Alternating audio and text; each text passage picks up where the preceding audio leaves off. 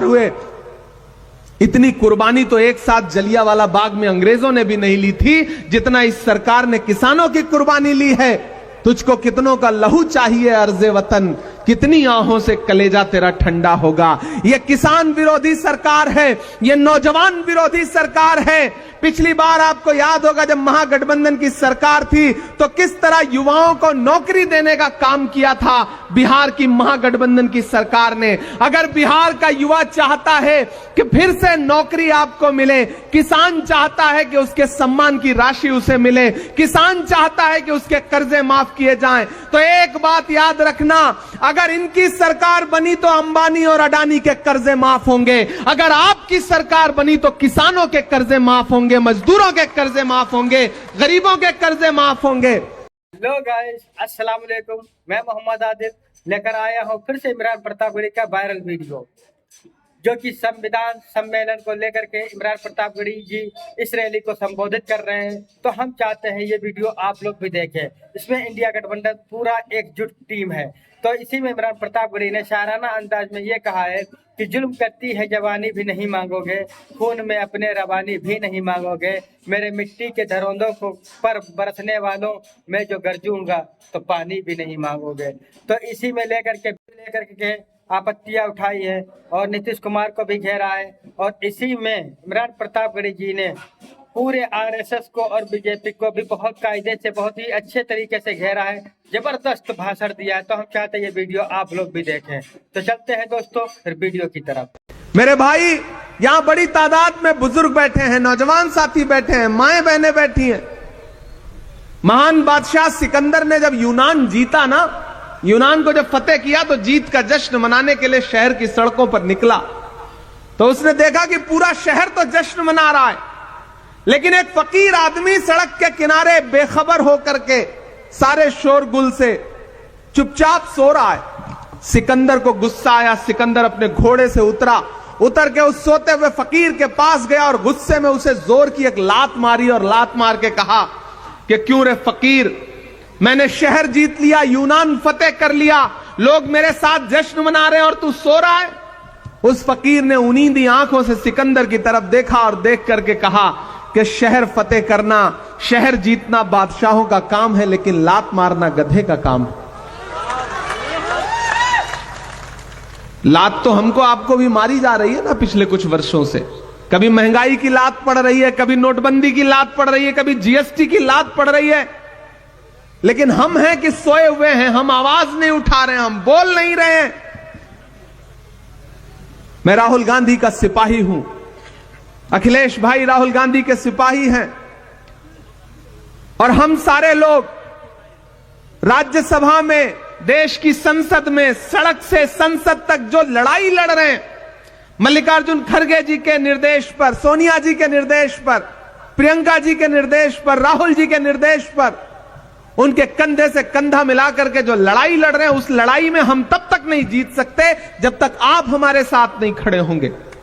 आपका साथ होना बहुत महत्वपूर्ण है, आप बहुत जरूरी लोग हैं। हम यहां 3-4 फीट ऊपर मंच पर बैठे हैं और आप नीचे 4 फीट बैठे हैं, तो इसका यह मतलब नहीं कि आपका अस्तित्व जो है वो कमतर है। मैं तो यह मानता हूं कि जैसे 2 तराजू है, एक आप हैं, एक ये इस तरफ है, और ये तराजू का एक पलड़ा थोड़ा सा ऊंचा है, आप नीचे हैं, तो इसका यह मतलब नहीं कि आप कमतर हैं। आप ज्यादा महत्वपूर्ण लोग हैं, क्योंकि तराजू का वही पलड़ा नीचे होता है, झुका होता है, जिसमें वजन ज्यादा होता है। आप ज्यादा वजनदार लोग हैं। नया पाने की चाहत में पुराना छूट जाता है, तुझे अपनाऊं तो मुझसे जमाना रूठ जाता है। मोहब्बत पढ़ने लिखने में बहुत आसान है, लेकिन मोहब्बत को निभाने में पसीना छूट जाता है। आप बैठे हैं, उस तरफ बड़ा क्रिकेट का मैच चल रहा है। मैंने उमेर जी से कहा था कि ऐसी तारीख में आप कार्यक्रम क्यों रख रहे हैं जब वहां दुबई में भारत पाकिस्तान का क्रिकेट मैच होने जा रहा है और हमारी भारतीय टीम बुरी तरह से पाकिस्तान को रौंदने जा रही है। ऐसे दिन आप कोई राजनीतिक कार्यक्रम मत रखिए, लेकिन उनका मन था कि नहीं, 23 तारीख के बाद फिर और व्यस्तताएं हैं। तो आज आपके बीच में हम सारे लोग हाजिर हुए हैं और आपसे साथियों में कहना चाहता हूं कि संविधान महज एक किताब नहीं है, इसमें महज कुछ पन्ने नहीं है। डॉक्टर बाबा साहब अंबेडकर ने कितने रातें जाग करके अपने खून पसीने से इस संविधान को लिखा था। वो संविधान जिसमें महात्मा गांधी के सिद्धांत हैं, वो संविधान जिसमें पंडित जवाहरलाल नेहरू के उसूल हैं, वो संविधान जिसमें मौलाना आजाद के सपने हैं, उस संविधान को कई दशकों तक भारतीय जनता पार्टी के आनुषंगिक संगठन उसका विरोध करते रहे, तिरंगे का विरोध करते रहे। लेकिन आज स्थिति यह है कि जब वो इक्तिदार पर आए हैं, सत्ता पर आए हैं, तो एन केन प्रकार उस संविधान को कमजोर करना चाहते हैं।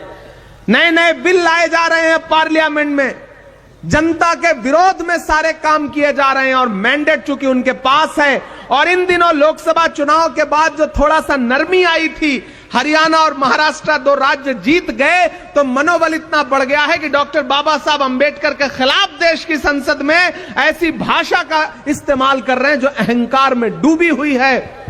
इसलिए साथियों, आपसे अनुरोध करता हूं कि इस बड़ी लड़ाई में कांग्रेस पार्टी के साथ खड़े होइए, अखिलेश भाई के साथ मिलकर के पूरा अल्पसंख्यक विभाग पूरे प्रदेश में, बिहार में जिस मजबूती के साथ आवश्यकता है, उनके कंधे से कंधा मिलाकर के, कांग्रेस कमेटी के कंधे से कंधा मिलाकर के पूरे प्रदेश के एक एक जनपद में, एक एक विधानसभा में जाने का काम करेगी। ये मैं आपको आश्वस्त करता हूं, ये मैं आपको भरोसा दिलाता हूं। और चुनाव के दौरान तो हम लोग आएंगे चुनाव प्रचार में, लेकिन मैं चाहता हूं कि आज से एक रोड मैप बने। अध्यक्ष जी, आप निर्देशित करें हमारे स्टेट चेयरमैन साहब को, हमारे प्रभारी जी को, और उसके बाद जहां भी आवश्यकता लगती है। मुझे खुशी है कि आपने माइक पर यह बात बताई कि मेरा बिहार से एक जज्बाती लगाव है। इसमें कोई दो राय नहीं कि बिहार से मुझे एक जज्बाती लगाव है। इसीलिए जब भी मुझे देश की पार्लियामेंट में बोलने का मौका मिलता है तो मैं कोशिश करता हूं कि बिहार के जो भी मुद्दे हैं उनको अपने भाषण में जरूर समेट सकूं और सदन के पटल पर रख सकूं। कुछ बातें हैं, 15 मिनट का समय मिलता है, 10 मिनट का समय मिलता है, जो आप कह देते हैं, कुछ जो छूट जाती है वो मैं कह देता हूं। यही एकजुटता तो हमें आगे ले जाएगी। इसी एकजुटता की तो आवश्यकता है और इसी एकजुटता को अपनाने की जरूरत यहां चंपारण के हमारे लोकल नेताओं को भी है कि आप अपनी दुनिया में मगन बने बैठे रहिए, लेकिन अंततोगत्वा एक वोट से भी अगर सत्ताधारी लोग जीत जा रहे हैं तो हार है। उसी देश की पार्लियामेंट में जो 48 वोट से, सिर्फ 48 वोट से चुनाव जीत के सांसद बन के आया है वो भी बैठता है, और हमारा एक सांसद है जो 10.5 लाख वोट से असम से जीत के आया है वो भी बैठता है। तो जीत है और हार है। और लोकतंत्र नंबर का खेल है। चुनावी प्रणाली जो है वो नंबर का खेल है, कितने सर, कितने मतदाता, कितने वोट। तो इस गणित में आपको गुणा गणित तो बिठाना पड़ेगा।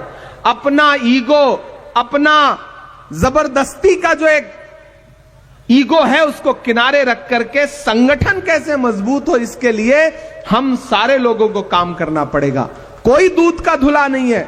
हम सब में से कोई बहुत राजनीतिक तौर पे कोई बहुत बड़े दिल का हो सकता है, सारे लोग होता है कि नहीं होते, लेकिन जब राजनीतिक नतीजों का दौर आ रहा है तो फिर लोगों को स्पेस दीजिए, लोगों को साथ जोड़िए, एकजुट करके साथ लेकर के चलिए। और पूरे बिहार में मैं उस आहट को महसूस कर रहा हूं अध्यक्ष जी।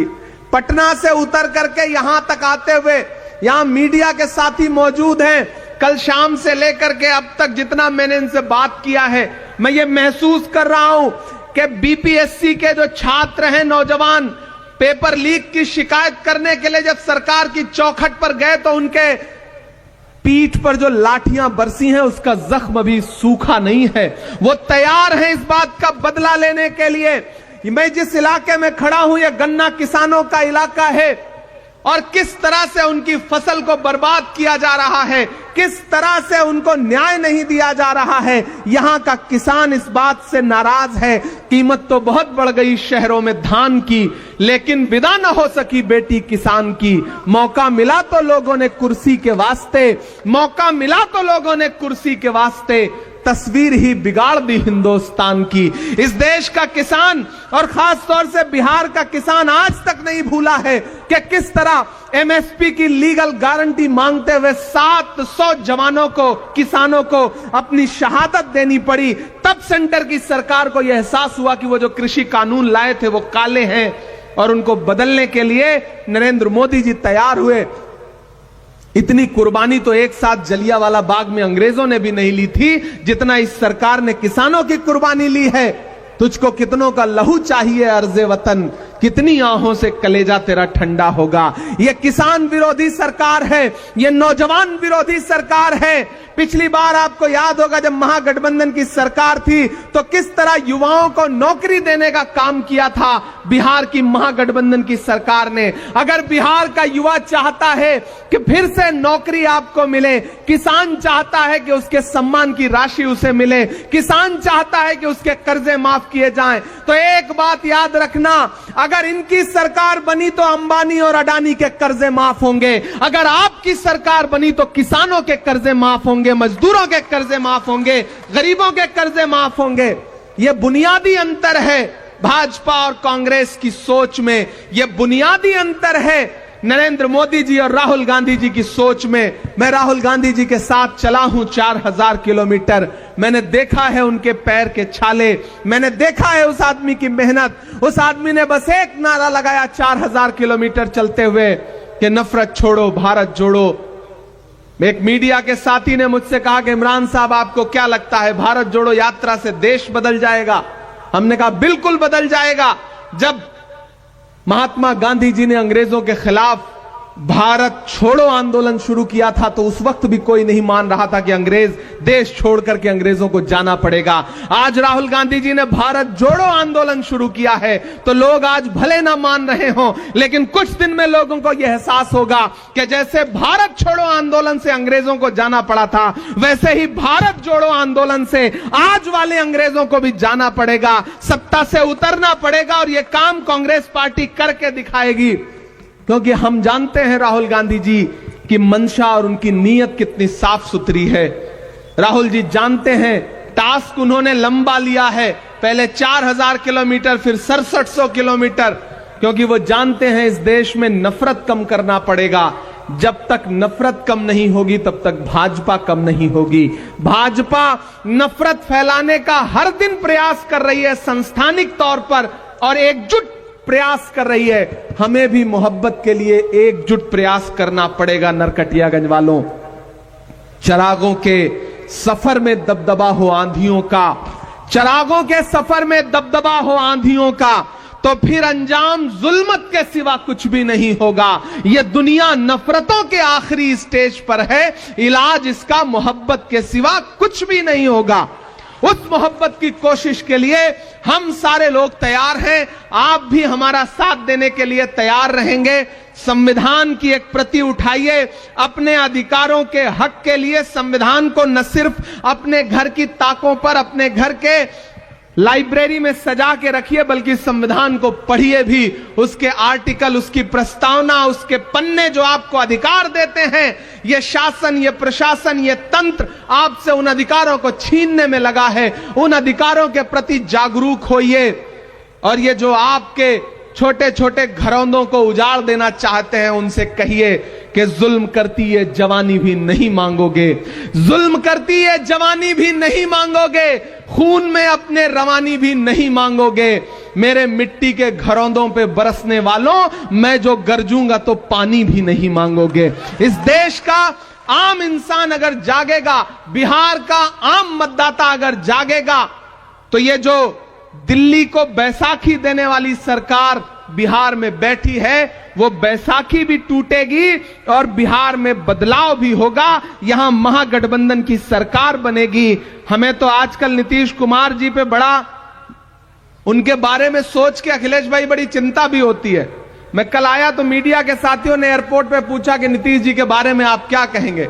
हमने कहा आजकल बिहार में भोजपुरी का एक गाना बहुत बज रहा है कि छन छन बदले तोहरे मिजाज रजऊ, धोखेबाज रजऊ।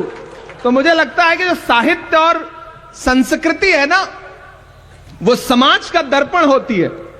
तो ये जो लोक कलाकार हैं, जो भोजपुरी के कलाकार हैं, वो देख रहे हैं कि सरकार के मुखिया का मिजाज छन छन में कैसे बदलता रहता है। तो दरअसल ये गीत किसी प्रेमी या प्रेमिका के लिए नहीं लिखा गया है, बल्कि ये गीत बिहार के मुखिया के लिए लिखा गया है, क्योंकि उनका मिजाज छन छन में बदलता रहता है। तो मुझे कभी कभी उनकी बड़ी चिंता भी होती है, क्या पता फिर उनका मिजाज कब बदल जाए। ऐसी आहट दिल्ली के गलियारों में मिलती भी रहती है, खबरें उड़ती भी रहती हैं।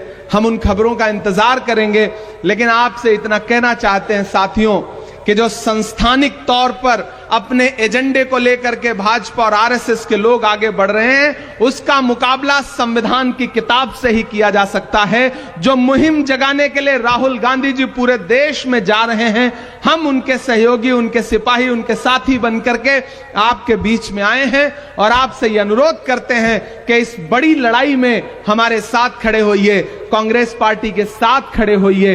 वैचारिक रूप पर भी, सामाजिक तौर पर भी, राजनीतिक तौर पर भी कांग्रेस पार्टी के साथ आइए। हम सब मिलकर के संविधान भी बचाएंगे, लोकतंत्र को भी मजबूत करेंगे और इस देश के हाशिए पर मौजूद दलित हो, पिछड़ा हो, अल्पसंख्यक हो, महिलाएं हो, नौजवान हो, अति पिछड़ा हो और इस देश का वो समड़ जो संस्थान की मार खा करके आर्थिक तौर पे गरीब रह गया है, उन तमाम लोगों के अधिकारों को लड़ने के लिए राहुल गांधी जी के नेतृत्व में पूरा इंडिया गठबंधन उस लड़ाई। क्या गजब, क्या गजब भाईजान संविधान को लेकर के बातें उठा रहे हैं, जनता को कैसे समझा रहे हैं। पूरा इंडिया गठबंधन लगा हुआ है समझाने में संविधान को लेकर के। दोस्तों देखते रहिए, बने रहिए आखिरी तक, एंड तक बने रहिए, इंशाल्लाह मजा आएगा। को लड़ेगा ये मुझे पूरा विश्वास है। इससे ज्यादा आपसे बहुत कुछ कहना नहीं है। आपने बहुत धैर्य से हमारे भाषण को सुना। मंच पर जो बाकी साथी रह गए हैं, जिनका नाम नहीं ले सके हैं, उनका भी आभार, उनका भी धन्यवाद कि वो इस कार्यक्रम में पूरे जोश और ऊर्जा के साथ शामिल रहे हैं। तो साथियों, एक बार फिर से आप सारे लोगों का बहुत अभिनंदन, बहुत शुक्रिया आप सारे लोगों का। अच्छा, बिना तुम खा के निकले हैं। एक दिन पार्लियामेंट में एक साथ 146 सांसद सस्पेंड किए गए, क्योंकि हम इस देश के किसानों और गरीबों के मुद्दे पर सरकार से सवाल कर रहे थे।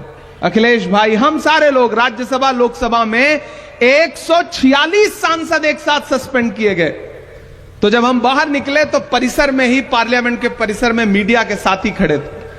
उन्होंने कहा, आ गया स्वाद, 146 सांसद एक साथ सस्पेंड हो गए, आप भी सस्पेंड होके आए। तब मेरा जवाब सुनना। मैंने उनसे कहा कि आज अगर सस्पेंड ना हुए होते तो हमें यह लगता कि हमारा नाम बहादुरों में नहीं बल्कि बुजदिलों में लिखा जा रहा है, क्योंकि हम मुद्दे पर लड़ते हुए सस्पेंड हुए हैं और ऐसा सस्पेंशन कितनी भी बार हो हमें कबूल है। तो उन्होंने कहा, आप शायर हैं, शायरी की भाषा में समझाइए। वहीं खड़े खड़े एक नज्म हुई थी, वो मैं आपको सुना देता हूं कि जख्म पर जख्म खा के निकले हैं हम, अगर मुस्कुरा के निकले हैं। जख्म पर जख्म खा के निकले हैं हम, अगर मुस्कुरा के निकले हैं। सर झुकाने का हुक्म जब आया, सर झुकाने का हुक्म जब आया, और भी सर उठा के निकले हैं, और भी सर उठा के निकले हैं।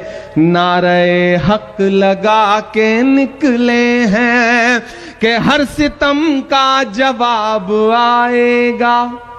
ये मैं बिहार के नौजवानों की तरफ से सरकार से कह रहा हूं, जिन्होंने रात में लाठियां बरसाई, कि हर सितम का जवाब आएगा, देखना इंकलाब आएगा। और अगली जो 2 लाइनें हैं ना, यहां पंडाल में मौजूद एक एक हाथ हवा में उठना चाहिए, जाना चाहिए पटना तक आपकी तालियों का शोर, कि देखना इंकलाब आएगा, हर सितम का जवाब आएगा।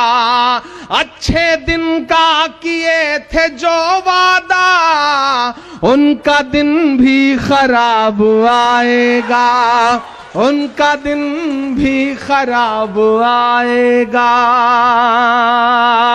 कि झूठ के हाकिमों के चेहरे पर आईना हम दिखा के निकले हैं, नारे हक लगा के निकले हैं। एक बुनियादी अंतर समझिए सत्ता पे बैठे हुए लोगों का और हम विपक्ष में बैठे हुए लोगों का। आप नीतीश जी की भाजपा की कोई भी रैली उठा के देख लीजिए, सम्राट चौधरी जी का मुंह इधर होगा, नीतीश जी का उधर होगा, अशोक जी का उधर होगा, कहीं से कोई गणित मिलता ही नहीं है। लेकिन एक अच्छी चीज यह है कि आप महागठबंधन के नेता जब भी मंच पे बैठे होंगे तो मुस्कुरा रहे होंगे। हम और अखिलेश भाई बैठे थे तो सुकून से बातचीत कर रहे हैं, बिहार की राजनीति पे हंस रहे हैं, खा पी रहे हैं, कोई तनाव नहीं है। उधर इतना तनाव है कि कब किसका मुलेठा खुल जाएगा, कब किसका गमछा उतर जाएगा, कब किसकी सरकार चली जाएगी, पता ही नहीं चल रहा है। इसलिए ये पंक्तियां पढ़ता हूं। एक दिया हम जला के निकले हैं कि हम तो निकले हैं मुस्कुराते हुए, हम तो निकले हैं मुस्कुराते हुए, और वो तिल मिला के निकले हैं, नारे हक लगा के निकले हैं, नारे हक लगा के निकले हैं, जख्म पर जख्म खा के निकले हैं, हाँ मगर मुस्कुरा के निकले हैं। सर झुकाने का हुक्म जब आया और भी सर उठा के निकले हैं, नारे हक लगा के निकले हैं। और जाते जाते अंतिम में ये पंक्तियां सुना के जाता हूं, नहीं सुना के जाऊंगा तो आप कहेंगे कि देखो सिर्फ भाषण सुना के चला गया। कि कहां सोया है चौकीदार,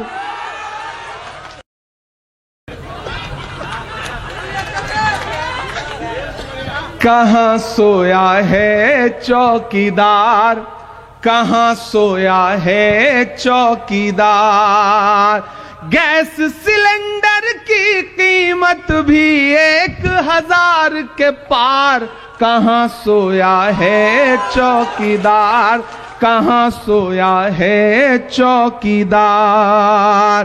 पेट्रोल और डीजल की कीमत रही सैकड़ा मार, कहां सोया है चौकीदार, कहां सोया है चौकीदार।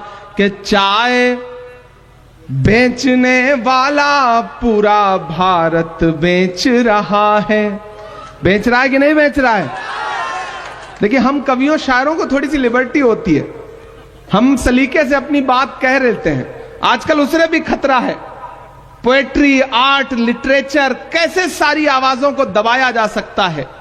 हम करें बात दलीलों से तो रद्द होती है, उनके होठों की खामोशी भी सनद होती है। कुछ ना कहने से भी छिन जाता है इजाज़े सुखन, जुल्म सहने से भी जालिम की मदद होती है। इसलिए बोलना जरूरी है कि चाय बेचने वाला पूरा भारत बेच रहा है, इसी काम में हासिल उसे महारत बेच रहा है। कि रेल बिक गई, तेल बिक गया, बिका हवाई अड्डा। अब तैयार रहना नरकटियागंज वालों, कि रेल बिक गई, तेल बिक गया, बिका हवाई अड्डा। सब कुछ बिकता देख के खुश हैं अपने जेपी नड्डा। कि जनता महंगाई की मारी करती हाहाकार, कहां सोया है चौकीदार, कहां सोया है चौकीदार। अंत में बस आपसे इतना कहता हूं, चंपारण के साथियों, मैंने आज इस इलाके को जितना जाना समझा और सबसे बात की, अध्यक्ष जी से भी मेरी बात हो रही थी, तो इस इलाके का जो किसान है, इस इलाके का जो युवा है, इस इलाके की बेटियां शिक्षा के लिए जितना उन्हें संकट उठाना पड़ता है, कोई कायदे का विद्यालय नहीं है, कोई कायदे के स्कूल नहीं है, कॉलेज नहीं है, इस इलाके को विशेष रूप से सरकार के द्वारा प्रोत्साहित किए जाने की आवश्यकता है। और मैं आपसे वादा करता हूं संविधान बचाने, लोकतंत्र बचाने की इस लड़ाई में कांग्रेस पार्टी के साथ खड़े होइए। आने वाले दिनों में जब यहां पे सरकार बनेगी तो चंपारण और उसके आसपास के इलाके के लिए हमें अपनी सरकार से भी लड़ना पड़ेगा। तो लड़ करके इस इलाके के लिए कुछ ना कुछ शिक्षा के क्षेत्र में विशेष करवाएंगे, ये आपसे वादा करते हैं। और बड़ी आशा और बड़ी उम्मीद के साथ ये कह के जा रहा हूं कि नफरत के कारोबार को बदलेगा ये बिहार। बिहार वालों, आपके नाम ये पंक्तियां हैं कि नफरत के कारोबार को बदलेगा ये बिहार। बिहार की ही बैसाखी है जो दिल्ली चल रही है, टिकी हुई है, खड़ी है। इसलिए ये पंक्तियां पढ़ के जा रहा हूं कि नफरत के कारोबार को बदलेगा ये बिहार। उस झूठे चौकीदार को बदलेगा ये बिहार। जुल्मत तेरे आसार को बदलेगा ये बिहार। इस बार इस सरकार को बदलेगा ये बिहार। बहुत शुक्रिया, बहुत धन्यवाद। आपने बहुत प्यार से, मोहब्बत से इस कार्यक्रम में शिरकत की है। संविधान जिंदाबाद रहेगा, लोकतंत्र जिंदाबाद रहेगा। फिर आपके बीच में आएंगे, ये आपसे वादा करते हैं। आज जाना है, लंबा सफर है, फ्लाइट है, इसलिए माफ। हाय गाइस, तो कैसा लगा ये वीडियो? उम्मीद करते हैं बहुत ही अच्छा लगा होगा ये वीडियो। तो प्लीज अपनी राय कमेंट में जरूर दें और हमारे चैनल को सब्सक्राइब जरूर कर लें ताकि आने वाली इमरान प्रतापगढ़ी की वीडियो हम आप तक शेयर कर सकें। तो चलते हैं दोस्तों, फिर मिलते हैं अगली वीडियो में इंशाल्लाह। अस्सलाम वालेकुम।